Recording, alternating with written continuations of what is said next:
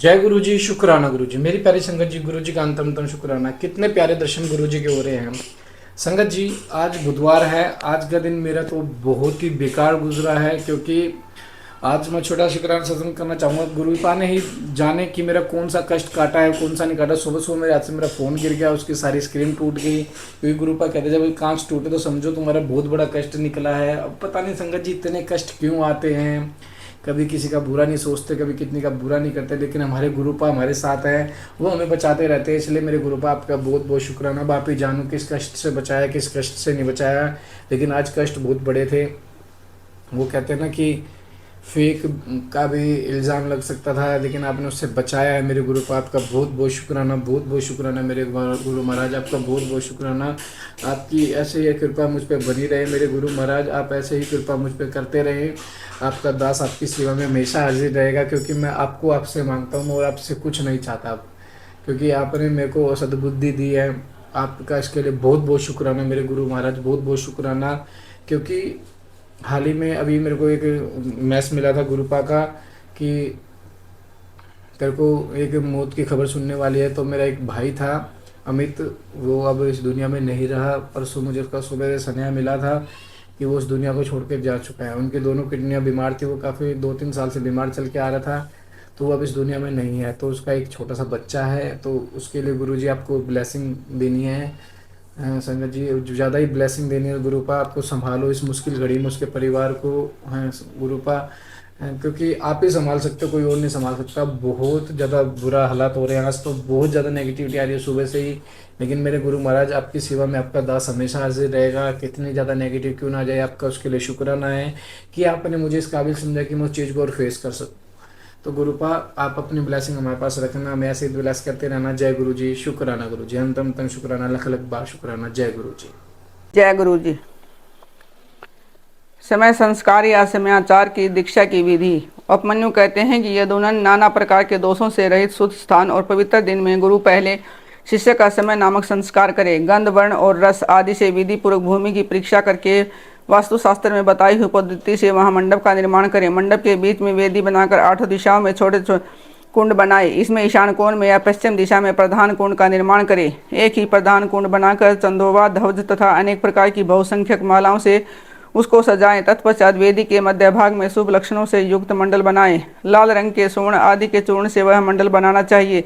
मंडल ऐसा हो कि उसमें ईश्वर का आवाहन किया जा सके। निर्धन मनुष्य सिंदूर तथा अगहनी या तिन्नी के चावल के चूर्ण से मंडल बनाएं। इस मंडप में 1 या 2 हाथ का सफेद या लाल कमल बनाएं। एक हाथ के कमल की कर्णिका 8 उंगल की होनी चाहिए, उसके केसर 4 उंगल में हो और शेष भाग में अष्टदल आदि की कल्पना करें। 2 हाथ के कमल की कर्णिका आदि एक हाथ वाले से 10 दुगनी होनी चाहिए। उक्त वेदी या मंडप के ईशान कोण में पुनः एक वेदी पर 1 हाथ या आधे हाथ का मंडल बनाएं और उसे शोभाजनक सामग्रियों से सुशोभित करें। तत्पश्चात धान, चावल, सरसों, तिल, फूल और कुशा से उस मंडल को आच्छादित करके उसके ऊपर शुभ लक्षण से युक्त शिव कलश की स्थापना करें। वह कलश सोना, चांदी, तांबा अथवा मिट्टी का होना चाहिए। उस पर गंध, पुष्प, अक्षत, कुश और दुर्वा कर रखें जाए। उसके कंठ में सफेद सूत लपेटा जाए और उसे 2 नूतन वस्त्रों से आच्छादित किया जाए। उसमें शुद्ध जल भर दिया जाए। कलश में एक मुट्ठा कुश अगर भाग ऊपर की ओर करके डाला जाए। सुवर्ण आदि द्रव्य छोड़ा जाए और उस कलश को ऊपर से ढक दिया जाए। उस आसन रूप कमल के उत्तर दल में सूत्र आदि के बिना झारी या गंडवा, वर्धनी, विशिष्ट जल पात्र, शंख, चक्र और कमलदर आदि सब सामग्री संग्रह करके रखें। उक्त आसन मंडल के अगर भाग में चंदन मिश्रित जल से भरी हुई वर्धनी अस्त्र राज के लिए रखें। फिर मंडल के पूर्व भाग में पूर्ववत मंत्र युक्त कलश की स्थापना करके शिव की विधि पूर्वक महापूजा आरंभ करें। समुद्र या नदी के किनारे, गौशाला में,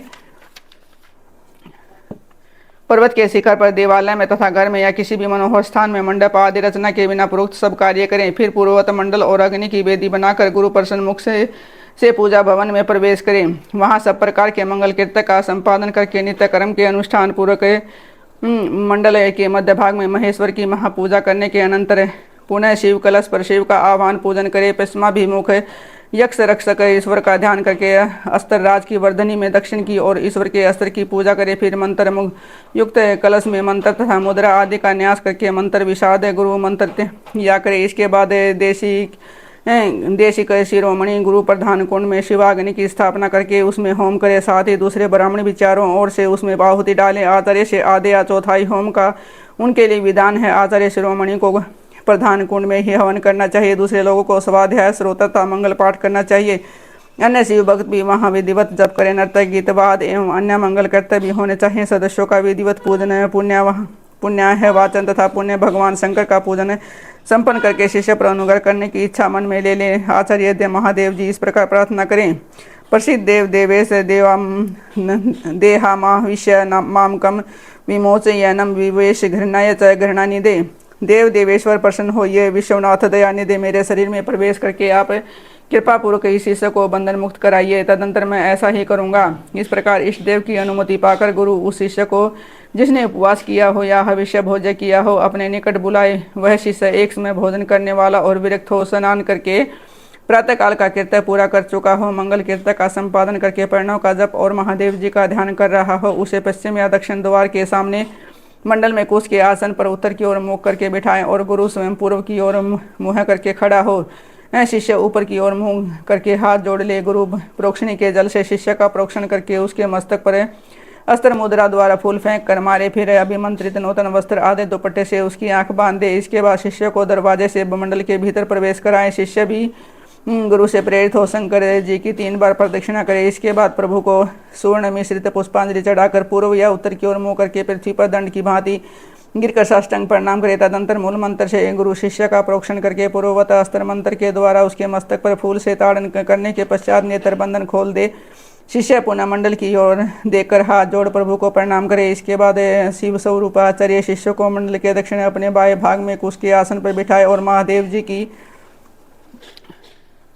आराधना करके उसके मस्तक पर शिव का वरद हाथ रखे। मैं शिव हूँ इस अभिमान से युक्त गुरु शिव के तेज से संपन्न अपने हाथ को शिष्य के मस्तक पर रखे और शिव मंत्र का उच्चारण करे। उसी हाथ से वह शिष्य के संपूर्ण अंगों का स्पर्श करे। शिष्य भी आचार्य रूप में उपस्थित हुए ईश्वर को पृथ्वी पर गिरकर साष्टांग प्रणाम करे। तदंतर जब शिष्य शिवाग्नि महादेव जी की विधिवत पूजा करके 3 आहुति दे तब गुरु पुनः पूर्ववत शिष्य को अपने पास बिठा ले। कुशों के अग्रभाग से उसका स्पर्श करते हुए विद्या मंत्र द्वारा अपने आप को उसके भीतर आविष्ट करें। तत्पश्चात महादेव जी को प्रणाम करके नाड़ी संधान करे। फिर शिव शास्त्र में बताए हुए मार्ग से प्रणव का निष्क्रमण करके शिष्य के शरीर में प्रवेश की भावना करे। साथ ही मंत्रों का तर्पण भी करे। मूल मंत्र के तर्पण के लिए उसी के उच्चारण पूर्वक 10 आहुतियाँ देनी चाहिए। फिर अंगों के तर्पण के लिए अंग मंत्रों द्वारा ही क्रमशः 3 आहुतियाँ दें। इसके बाद पूर्णाहुति देकर मंत्र वेता गुरु प्रायश्चित के निमित्त मूल मंत्र से पुनः 10 आहुतियाँ अग्नि में डाले। फिर देवेश्वर शिव का पूजन करके समय का आमंत्रण और हवन करने के पश्चात यथोचित रीति से जतित वैश्य का उद्धार करे। भावना द्वारा उसके वैश्यत्व को निकाल कर उसमें अक्षत्रिय की उत्पत्ति करे। फिर उसी तरह अक्षत्रियत्व का भी उद्धार करके गुरु उसमें ब्राह्मण तत्व की उद्भावना करे। उसी प्रणाली से जतित क्षत्रिय का भी उद्धार करके ब्राह्मण बनाए। फिर उन दोनों शिष्यों में रुद्रत्व की उत्पत्ति करे। जो जाति से ही ब्राह्मण है उस शिष्य में केवल रुद्रत्व की स्थापना करे। फिर शिष्य का प्रोक्षण और ताड़न करके उसके आग की चिंगारियों के समान प्रकाशमान शिव स्वरूप आत्मा को अपने आत्मा में स्थित होने की संभावना रखे। तदंतर पूर्वक नाड़ी से गुरु मंत्र उच्चारण पूर्वक वायु का रेचन निसारण करे। वायु का निसारण करके जब उस नाड़ी के द्वारा ही शिष्य के हृदय में वह स्वयं प्रवेश करे। प्रवेश करके उनके चैतन्य का नील बिंदु के समान चिंतन करे। साथ ही यह भावना करे कि मेरे तेज से इसका सारा मल नष्ट हो गया और यह पूर्णतः प्रकाशित हो रहा है। इसके बाद उस जीव चैतन्य को लेकर नाड़ी से संहार मूर्ता एवं पूरक परिणाम द्वारा अपने आत्मा से एकीभूत करने के लिए उसमें निविष्ट करे। फिर रेचक की ही भांति कुंभक द्वारा उसी नाड़ी से उस जीव चैतन्य को वहां से लेकर शिष्य के हृदय में स्थापित कर दें। तत्पश्चात शिष्य का स्पर्श करके शिव से उपलब्ध हुए योग पवित्र को उसे देकर गुरु 3 बार आहुति दे पूर्ण आहुति होम करे। इसके बाद आराध्य देव के दक्षिण भाग में शिष्य को कुस्ता फूल से आच्छादित करके श्रेष्ठ आसन पर बिठाकर उसका मुंह उत्तर की ओर करके उसे स्वास्तिक आसन में स्थित करे। शिष्य गुरु की ओर हाथ जोड़े। गुरु स्वयं पूर्वाभिमुख हो एक श्रेष्ठ आसन पर खड़ा रहे और पहले से स्थापन पूर्वक सिद्ध किए हुए पूर्ण घट को लेकर शिव का ध्यान करते हुए मंत्र पाठ तथा मांगलिक वादों की ध्वनि के साथ शिष्य का अभिषेक करे। तदंतर शिष्य उससे अभिषेक के जल को पहुंचकर श्वेत वस्त्र धारण करे। आचमन करके अलंकृत हो हाथ जोड़कर मंडप में जाए। तब गुरु पहले की भांति उसे कुशासन पर बिठाकर मंडल में महादेव जी की पूजा करके करन्यास करे। इसके बाद मन ही मन में महादेव जी का ध्यान करते हुए दोनों हाथों में बसम ले शिष्यों के अंगों में लगाए और शिव मंत्र का उच्चारण करे। तदंतर शिवाचार्य मृतक मृत्यु के आन्यास के मार्ग से शिष्य का दहन पलावनादि सकलीकरण करके उसके मस्तक पर शिव के आसन का ध्यान करे और वहाँ शिव का आवाहन करके यथोचित रीति से उसकी मानसिक पूजा करें। तत्पश्चात हाथ जोड़ महादेव जी की प्रार्थना करे, प्रभु आप नित्य यहाँ विराजमान हो। इस तरह प्रार्थना करके मन ही मन यह भावना करे कि शिष्य भगवान शंकर के तेज से प्रकाशित हो रहा है। इसके बाद पुनः शिव जी की पूजा करके शिवारूपिणी से भी आज्ञा प्राप्त करके गुरु शिष्य के कान में धीरे धीरे शिव मंत्र का उच्चारण करे।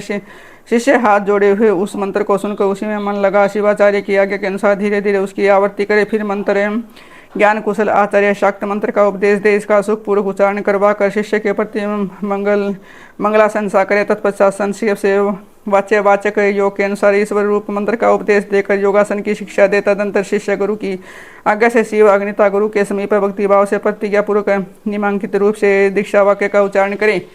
मेरे लिए प्राणों का परित्याग कर देना ही अच्छा होगा तथा सिर कटा देना भी अच्छा होगा, किंतु मैं भगवान त्रिलोचन की पूजा किए बिना कभी भोजन नहीं करता।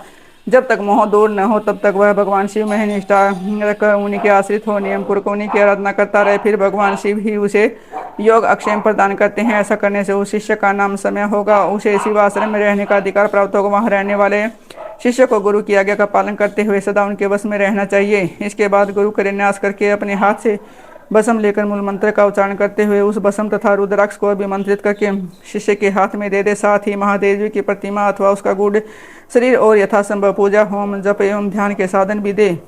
फिर वह शिष्य भी शिवाचार्य से प्राप्त हुई उस वस्तुओं को उन्हीं की आज्ञा से बड़े आदर के साथ ग्रहण करे, उनकी आज्ञा का उल्लंघन न करे। आचार्य से प्राप्त हुई सारी वस्तुओं को भक्ति भाव से सिर पर रखकर ले जाए और उनकी रक्षा करे। अपनी रुचि के अनुसार मठ में या घर में शंकर जी की पूजा करता रहे। इसके बाद गुरु भक्ति श्रद्धा और बुद्धि के अनुसार शिष्य को शिवाचार्य की शिक्षा दे। शिवाचार्य ने समयाचार्य के विषय में जो कुछ है कहा हो, जो आज्ञा दी हो तथा जो भी कुछ बातें बताई हों उन सब को शिष्य शिरोधार्य करे। गुरु के आदेश से वह शिवागम का ग्रहण पठन और श्रवण करे, न तो अपनी इच्छा से करे और न ही दूसरे की प्रेरणा से। इस प्रकार मैंने संक्षेप से समाख्य संस्कार समाचार की दीक्षा का वर्णन किया है। वह मनुष्य को साक्षात शिवाधाम की प्राप्ति कराने के लिए सबसे उत्तम साधन है।